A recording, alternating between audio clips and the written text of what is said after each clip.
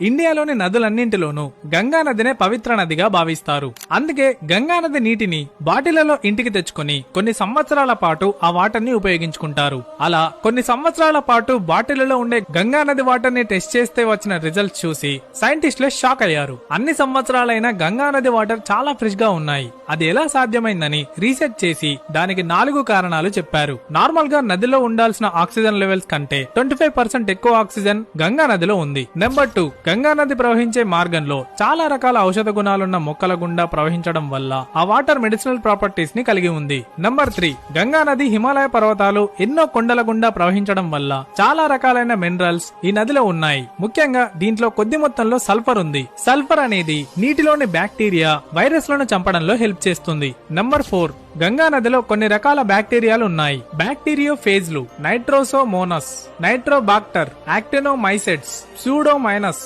Bacillus ఇలా కొన్ని రకాలైన బ్యాక్టీరియా నీటిలోని హానికరమైన వైరస్లను చంపేసి వాటర్ క్లియర్ గా ఉండటంలో హెల్ప్ చేస్తున్నాయి. ఈ 4 కారణాల వల్ల గంగా నదిలోని వాటర్ దానికదే శుభ్రం చేసుకునే సెల్ఫ్ హీలింగ్ ప్రాపర్టీస్ లను కలిగి ఉంది. అందువల్లనే అన్ని కోట్ల మంది గంగా నదిలో స్నానాలు చేస్తున్నా ఏ ఒక్కరూ అనారోగ్యం పాలు కాలేదు. అసలు ఎప్పుడూ బయట ప్రపంచానికి దూరంగా ఉండే అఘోరాలు, నాగసాధువులు ఈ కుంభమేళ టైంలోనే ఎందుకు కనిపిస్తారు? ఇది తెలుసుకోవాలంటే నెక్స్ట్ వీడియో చూడండి.